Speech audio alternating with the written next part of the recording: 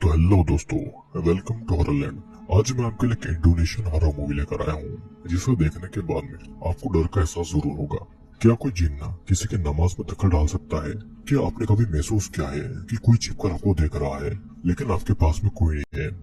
इस मूवी का नाम है खान साहब। ये 2023 में रिलीज हुई थी। ये एक ऐसी हॉरर मूवी है जो कि इस्लामिक मान्यताओं और खतरनाक जन की कहानी पर आधारित है, जो कि कोई आम भूत नहीं होता है, बल्कि एक ऐसी ताकत होती है जो कि आपकी प्रेयर में दखल दे देती है। आज हम इस मूवी की पूरी कहानी को डिटेल में एक्सप्लेन करेंगे और जानेंगे कि आखिर ये खान साहब जिन कौन है और इसकी सच्चाई क्या है। तो ये कहानी शुरू होती है रतमान नाम के एक पर्सन से, जो कि आधी रात को नमाज पढ़ रहा था। उसके बाद में वो अपनी बेटी रियायू के पास में जाता है, जो कि उस समय सो रही थी।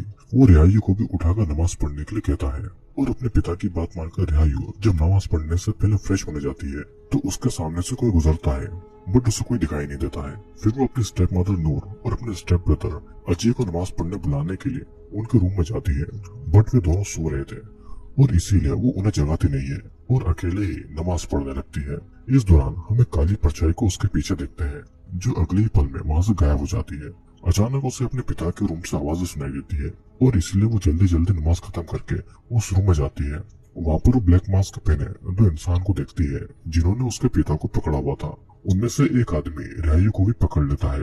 रतमान रियायू को वहाँ से भागने को कह रहा था कि तभी वो इंसान उसका गला काट देता है। तब रियायू अपने पिता को बचाने के लिए जिस पर्सन ने पकड़ा था उस पर्सन के फेस पर काटकर उसकी स्किन उखाड़ लेती है, बट वो अपने पिता को बचा पाती उससे पहले ही वो पर्सन रियायू पर भी चाकू से हमला कर देता है और रियायू वहीं पर बेहोश होने लगती है।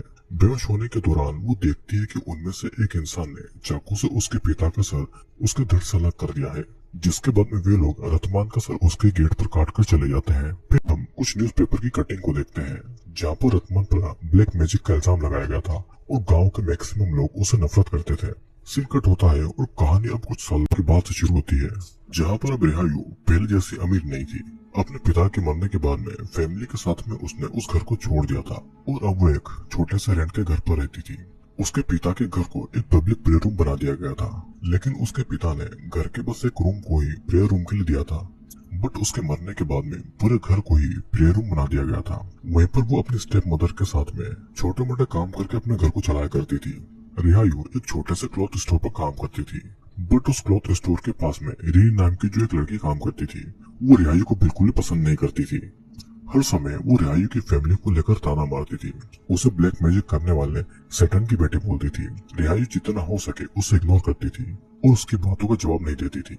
गांव में अली नाम का एक नया लड़का आया था, जो कि रियायू की तरफ बहुत ही अच्छा था। रिनी अली को वार्न भी करती है कि उसे ब्लैक मैजिक करने वालों से दूर रहना चाहिए, बट अली उसकी बातों पर ध्यान नहीं देता है और वो टाइम टू टाइम रियायू को हेल्प करता रहता है। रियायू उसे जितना हो सके इग्नोर कर रही थी।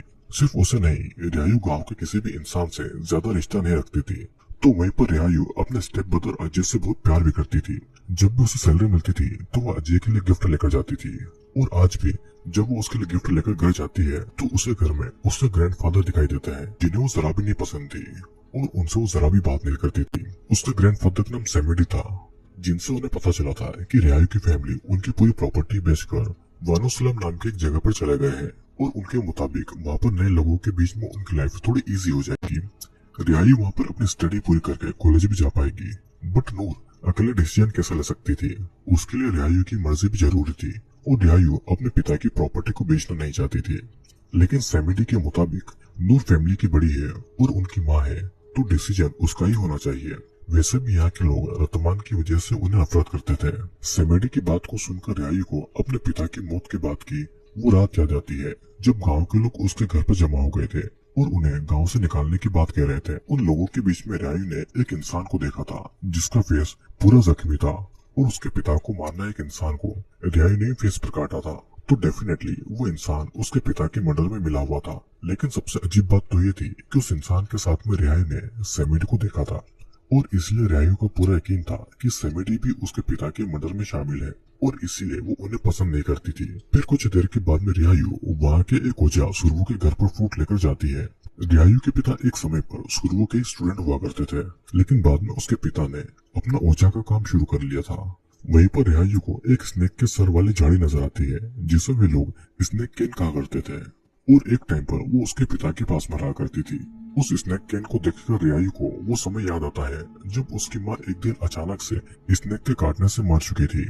उसके पिता उन्हें बचा पाते उससे पहले उनकी पूरी बॉडी उस सांप के पॉइजन की वजह से काली पड़ गई थी और उस समय पर रियायू उसे स्नैक कैन को पकड़कर अलमारी में छुपी थी। तब उसके पिता रतमान ने उसे बहुत समझाया था और उसे वो स्नैक कैन ले लिया था। अब प्रेजेंट टाइम में वो उसे टच करने वाली थी कि तभी वहाँ पर सुरवा आकर उसे रोकता है। उसे रियायू को पता चलता है कि उसके पिता रतमान ने ये स्नैक कैन उसे संभाल कर रखने के लिए दिया था। उसके मुताबिक रियायू को ऐसी चीजों से दूर रहना चाहिए, नहीं तो उसकी हालत उसकी माँ की तरह हो सकती है। साथ ही रियायू को उसके पिता के पुराने घर में, जो कि अब प्रेयर रूम बन चुका था, वहाँ पर जाकर नमाज पढ़ने को कहता है। रियायू भी उसकी बात मानकर वहाँ पर नमाज पढ़ने के लिए निकल जाती है। उस समय कांदार नाम का एक इंसान पहले से ही वहीं पे नमाज पढ़ रहा था, लेकिन उसे ऐसा फील हो रहा था कि कोई चीज उसकी बॉडी पर बार बार हाथ रख रही है। ऊपर से वहाँ की लाइट भी फ्लिकर हो रही थी और अचानक से कई सारे लोग कांदार के साथ में नमाज पढ़ने लगते हैं, जिस चीज से बहुत ही ज्यादा डर जाता है क्योंकि अब तक तो वहाँ पर वो अकेला ही था। किसी तरह वो अपने प्रेयर खत्म करके वहाँ से भागता है। कांदार को ऐसा भागता हुआ देखकर रियायू को काफी अजीब लगता है, बट वो इस बारे में ज्यादा नहीं सोचती है और प्रेयर रूम के अंदर चली जाती है। यहाँ पर हम एक पल के लिए रियायू के पीछे एक घोस्ट को देखते हैं, बट जब वो लाइट ऑन करती है तो घोस्ट वहाँ से गायब हो चुके थे। फिर इसके बाद में जब वो प्रेयर कर रही थी तो उसे किसी की आवाज सुनाई देती है जो उसी के साथ में नमाज पढ़ रही थी, बट उसके आसपास उस समय कोई भी नहीं था। तभी अचानक से लाइट भी चली जाती है। डरते डरते वो किसी तरह अपने नमाज पढ़ने लगती है कि तभी वो अपने पास बहुत सारे घोस्टों को देखती है, जिन्हें देखकर वो चिल्लाते हुए वहां से भागने की कोशिश करती है और अचानक से वो अपने पास में पहुंच जाती है जहाँ पर उसके पिता रतमान एक बीमार पर्सन का इलाज कर रहे थे। उस इंसान के ऊपर किसी ने ब्लैक मैजिक किया था। रतमान मंत्र पढ़कर अपनी बॉडी के अंदर किसी जिन को बुला लेता है और उस इंसान को ठीक करने के लिए एक रिचुअल करता है। उसी समय रियायू उस जिन वाले स्नैक को टच करने वाली थी, तभी रतमान उसे रोक लेता है और जब वो उस स्नैक को टच करता है तो वो स्नैक उसका स्नैक कैन बन जाता है। ये सब देखकर रियायू डरकर वहाँ से भाग जाती है, जिसके बाद में रियायू प्रेजेंट टाइम में पहुंच जाती है और उस प्रेयर रूम से भागकर अपने घर चली जाती है। इन सभी इंसिडेंट से रियायू बहुत ही परेशान हो चुकी थी। फिर अगले दिन जब शॉप पर रीनी उसे लेकर गलत बातें कह रही थी तो रियायू खुद पर से कंट्रोल खो देती है और एक पसेस हालत में आकर रीनी को मारने लगती है। लेकिन लकीली मार्केट में मौजूद बाकी लोग रीनी को रियायू से बचा लेते हैं और अली मंत्र पढ़कर रियायू को किसी तरह कंट्रोल करता है। इस दौरान कांदार की माँ बोलती है कि उस प्रेयर रूम के आने के बाद से उसका बेटा कांदार भी इसी कुछ हरकतें कर रहा है और कल तो रियायू भी वहाँ पर अकेली गई थी। उस लेडी के मुताबिक रियायू के पिता ने जिन घोस्ट और जिन से अपने पेशेंट को बचाया था उनका साया अभी भी वहाँ पर है और इसलिए वो प्रेयर रूम हॉन्टेड है। अली रियायू से कल रात को उस प्रेयर रूम में उसके साथ में क्या हुआ इस बारे में पूछता है, लेकिन रियायू उसे कुछ नहीं बताती है और वहाँ से चली जाती है। रात के समय नूर भी रियायू से इसी बारे में पूछती है, बट वो उन्हें भी कुछ नहीं बताती है। तब नूर उसे सच्चे दिल से अल्लाह को याद करने को कहती है, जिसके बाद में रियायू फिर से उसी प्रेयर रूम में नमाज पढ़ने के लिए जाती है, जहाँ पर एक इंसान पहले से ही नमाज पढ़ रहा था, लेकिन उससे अपनी पीठ में थोड़ा दर्द हो रहा था। तब रियायू देखती है कि उस इंसान की पीठ पर एक छोटे बच्चे का गोश्त लटका हुआ था और इसीलिए उस इंसान के बैक में दर्द हो रहा था। लेकिन अगले पल में उस बच्चे का गोश्त वहाँ से गायब हो चुका था। अब उस इंसान के जाने के बाद में रियायू अपनी प्रेयर शुरू करती है। तभी अचानक मेन डोर अपने आप बंद हो जाता है, बट वो उस बात पर ज्यादा ध्यान नहीं देती है। तभी वो पर्दों के नीचे से एक घोस्ट के पैर को नोटिस करती है, जिससे बहुत ही डर चुकी थी और अचानक से वो अपने पास में उसी घोस्ट को पाती है, जिनमें से एक अपना कटासर लेकर उसके सामने खड़ा था। डर के मारे वो चिल्लाकर जब अपना बुर्का हटाती है तो वो फिर से अपने पास टाइम में पहुंच जाती है, जहाँ पर उसके पिता रतमान ब्लैक मैजिक के बीमार हुए एक इंसान को ठीक कर रहे थे, जिसकी स्किन सड़ चुकी थी। तभी प्रेजेंट टाइम की रियायू के पास में पास्ट की छोटी रियायू उस इंसान के पास में जाकर बैठती है और तब वही घोस्ट उस इंसान का सड़ा हुआ मास्क छोटी रियायू के हाथ में दे देता है। ये देखकर रतमान छोटी रियायू के हाथ से वो मास्क जमीन पर फेंक देता है और ये मास्क बदलकर ब्लैक मैजिक में यूज की गई कील बन चुकी थी। उन कील को उस इंसान पर ब्लैक मैजिक करने वाले इंसान ने यूज किया था। अगर रियायू उसको टच करती तो उस पर भी उस ब्लैक मैजिक का असर होता है। तब वो प्रेजेंट टाइम वाले रियायू को दूसरे रूप से आवाजें सुनाई देती है। वो जब वहाँ पर जाकर देखती है तो उसे वहाँ पर छोटी रियायू पजस हालत में दिखाई देती है, जिसे लेकर उसके पिता रतमान बहुत ही परेशान थे। तभी सेमेडी ने रतमान को ओझा का काम छोड़ने की एडवाइस दी थी। उनके मुताबिक रतमान जो हर दिन लोगों से जिन का साया दूर कर रहा था, उसी में से एक जिन ने रियायू के ऊपर कब्जा कर लिया है। अगर जल्दी कुछ नहीं किया गया तो रियायू अनजाने में जिन की बातों को फॉलो करके कुछ भी कर सकती है।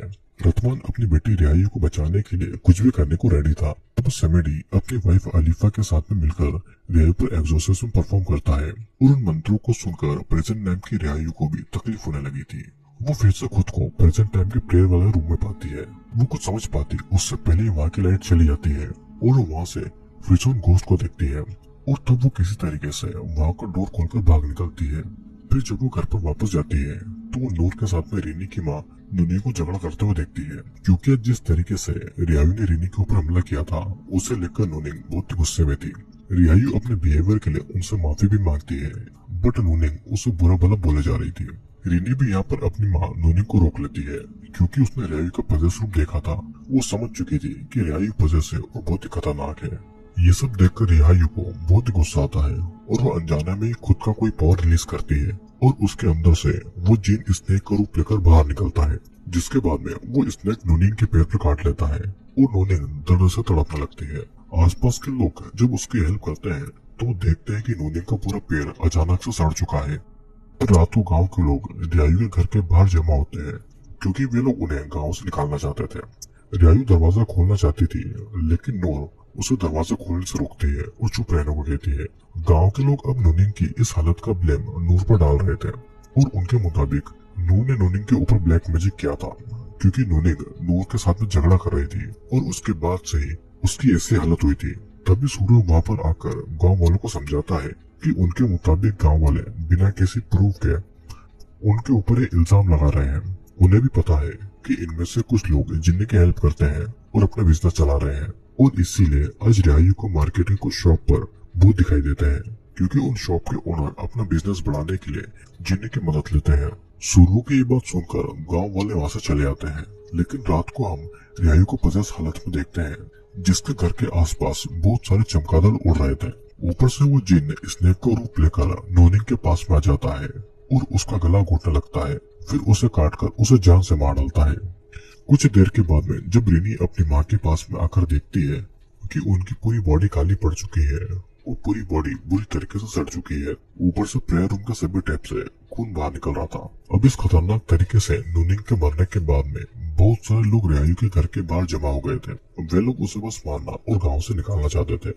नूर उन्हें समझा रही थी कि उनका इन सब में कोई हाथ नहीं है, लेकिन गाँव वाले उसकी बात पर कैसे यकीन करें, जबकि रियायू के पिता रतमान की इमेज गांव में अच्छी नहीं थी।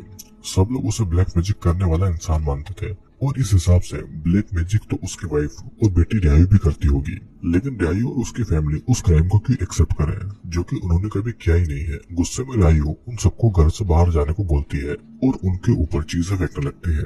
तब अली आकर उसे रोकता है, लेकिन गाँव वाले को नूनिंग के लिए जस्टिस चाहिए था। तब सुरवो नूर को पोकुंग और रिचुअल परफॉर्म करने को कहता है और इस रिचुअल के हिसाब से नूर को डेड बॉडी की तरह एक कपड़े में लपटा जाएगा। फिर मंत्र पढ़ने के बाद में अगर नूर इनोसेंट हुई तो उसे कुछ नहीं होगा, और अगर उसने ब्लैक मैजिक किया है तो उसकी सोल उसकी बॉडी से हेल में चली जाएगी और मर जाएगी। इस रिचुअल की बात सुनकर नूर बहुत ही ज्यादा डर गई थी। रियायू तो खुद इस रिचुअल का पार्ट बनना चाहती थी, लेकिन गांव वाले के मुताबिक ब्लैक मैजिक का सबसे ज्यादा शक इस समय नूर के ऊपर है, तो इसलिए ये रिचुअल नूर करेगी और इस रिचुअल को करने के लिए नूर राजी हो जाती है। रियायू उसकी स्टेप डॉटर जरूर थी, लेकिन वो उसे इस मुसीबत में नहीं डालना चाहती थी। दूसरी तरफ समेडी अपनी वाइफ अजीफा को रियायू पर एग्जॉर्सिज्म करने को कहता है, क्योंकि उन्हें डर था कि ये सब रियायू की वजह से ही हो रहा होगा, क्योंकि बचपन में रियायू के ऊपर किया गया एग्जॉर्सिज्म पूरा नहीं हुआ था, जो कि सच बात थी।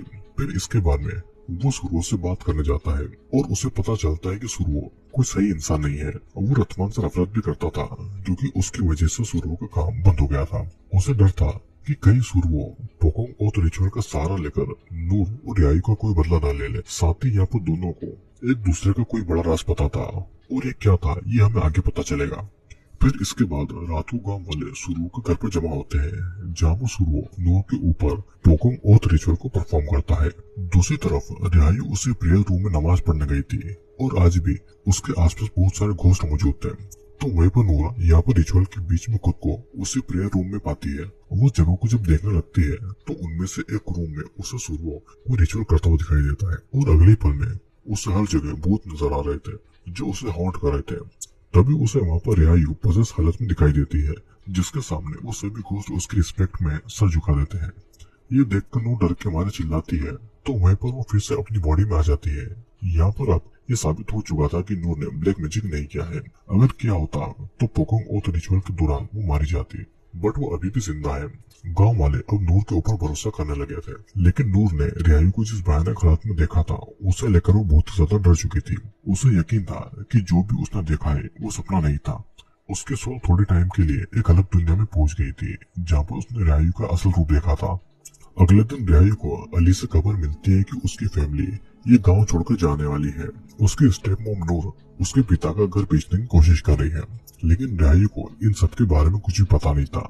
नूर ये सारे डिसीजन उसे बिना पूछे ले रही थी। वो भागकर अपने घर पर जाकर देखती है कि नूर एक ब्रोकर से बातें कर रही है, जो कुछ ही दिनों में रियायू के पिता के घर के लिए कस्टम लाने वाला था। ब्रोकर के जाने के बाद में रियायू इस बारे में नूर से पूछती है। वो रियायू के मुताबिक सेमेडी जैसा चाह रहा था, ठीक वैसा ही नूर कर रही थी। वो सालों से उसके पिता रतमान की प्रॉपर्टी अपने नाम करना चाहता था, इसीलिए वो उनकी छोटी मोटी हेल्प करता था, ताकि समय आने पर नूर उसकी हर बात मान ले। तब नूर उसे कल रात के बारे में बताती है। रतमान ने बहुत सारे ब्लैक मैजिक का शिकार हुए लोगों की हेल्प की थी, और उसी दौरान वो खुद भी उन सब में फंस गए, और रियायू भी उनमें से एक जिन के कब्जे में आ गई।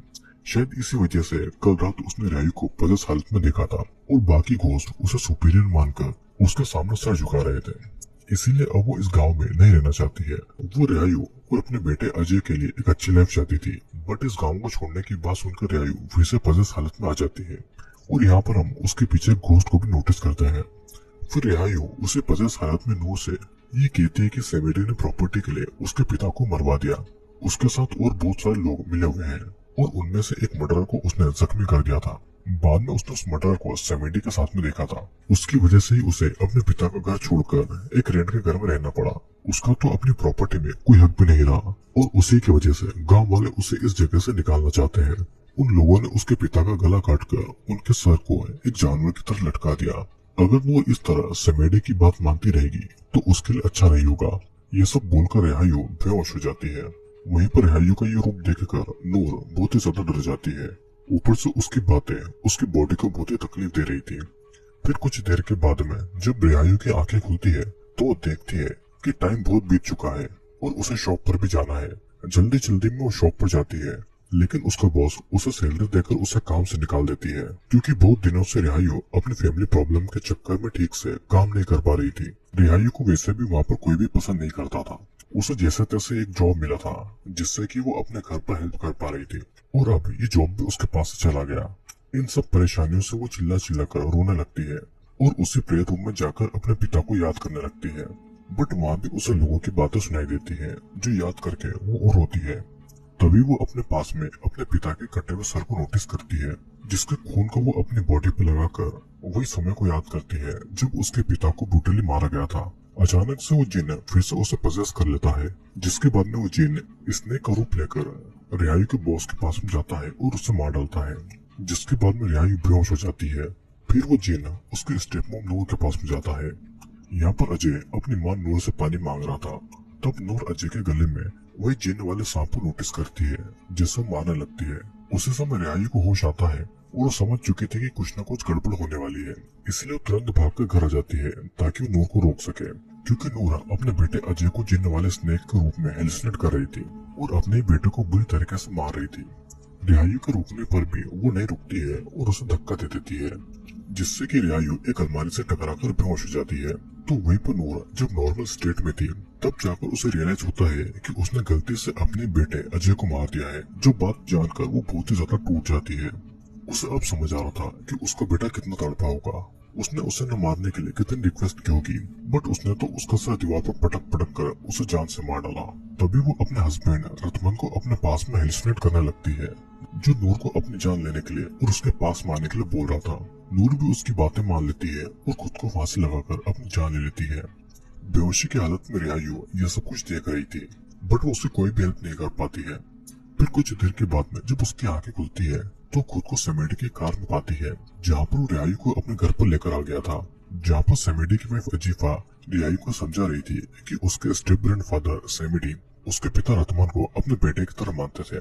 उन्हें क्यों रतमान की प्रॉपर्टी का लालच होगा, जबकि वो खुद ही इतने अमीर थे और उन्होंने इतने स्कूल बनाए, ओल्ड एज होम बनाया जहाँ पर लोग फ्री में रह सकते हैं, अपना एजुकेशन पूरा कर सकते हैं। भला ऐसा इंसान एक छोटी सी प्रॉपर्टी के लिए अपने सन इन लॉ की जान क्यों लेगा?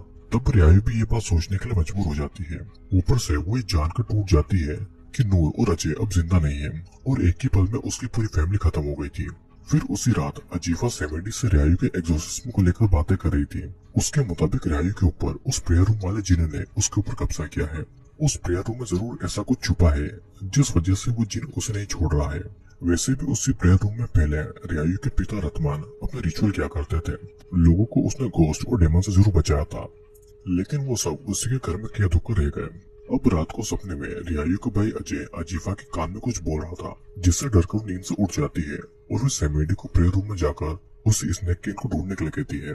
अजीफा की बातें मानकर सेमेडी अगले दिन अपने लोगों के साथ में प्रेयर रूम में जाकर उस स्नेक केन को ढूंढने लगता है। वहाँ पर उसे स्नेक केन तो नहीं मिलती है, बट सीलिंग में उसे रियायू की फोटो के साथ में एक स्कल मिलता है। वो समझ जाता है कि ये काम सुरुओ का है, जिसके बाद में वो सुरुओ के घर पर जाता है। वहाँ पर उन्हें वो स्नेक केन भी मिल जाती है। सुरुओ उन्हें वो स्नेक केन नहीं देना चाहता था, लेकिन सेमेडी उससे छीन लेता है। यहाँ पर सबसे बड़ा राज खुलता है कि असल में रियायू के पिता रतमान पहले सुरुओ के स्टूडेंट थे, बट बाद में उसने अपना ओझा का काम शुरू कर दिया और लोग सुरुओ से ज्यादा उसे रिस्पेक्ट देने लगे थे और उसे काम भी ज्यादा मिल रहा था।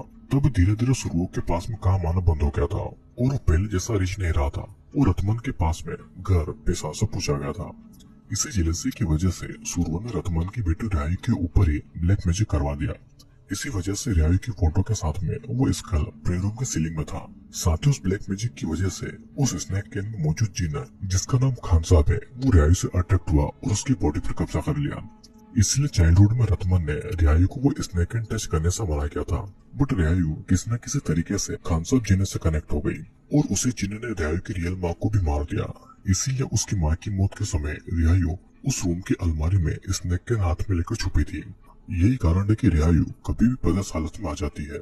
रियायू को ठीक करने के लिए अजीफा ने एक बार एग्जॉर्सिज्म भी किया था, बट उसका कोई भी फायदा नहीं हुआ। रियायू के अंदर मौजूद खानसाब जिन से ही वो घोस्ट डरते थे और उसकी बातें भी मानते थे। साथ ही वो सुरुओ ही था जिसके कहने पर उसके आदिमों ने रतमान को जान से मार डाला और स्नेक कैन उसने इसलिए अपने पास में रखा ताकि कभी भी रियायू खानसाब जिन के कब्जे से बाहर नहीं निकले। सुरुओ के मुताबिक सेमेडी भी उतना ही जिम्मेदार था जितना कि वो है, बट वो कुछ बोल पाता उससे पहले सेमेडी के लोग उसे पीट कर वहाँ से चले आते हैं। दूसरी तरफ अजीफा ने रियायू को एग्जॉर्सिज्म के लिए मना लिया था। रियायू ने अपनी फैमिली तो खो ही दी थी और अब वो बस एक नॉर्मल लाइफ चाहती थी। फिर रात को रियायू का एग्जॉर्सिज्म शुरू होता है और इस दौरान रियायू वाहिद नाम के एक इंसान को देखती है जो कि सेमेडी का बेटा था।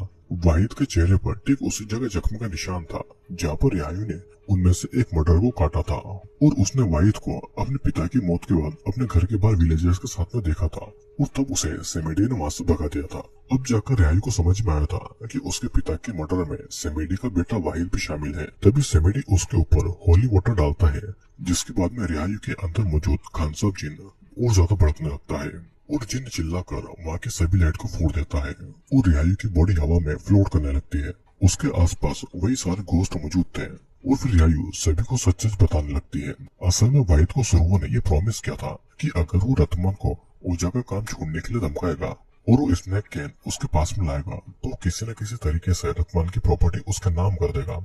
इसलिए वाहिद ने इस प्लान में सुरुओ का साथ दिया, बट रतमान को धमकाने की बात सिर्फ वाहिद के सामने हुई थी। दूसरे मर्डर से तो सुरुओ ने रतमान को मारने के लिए बोला था।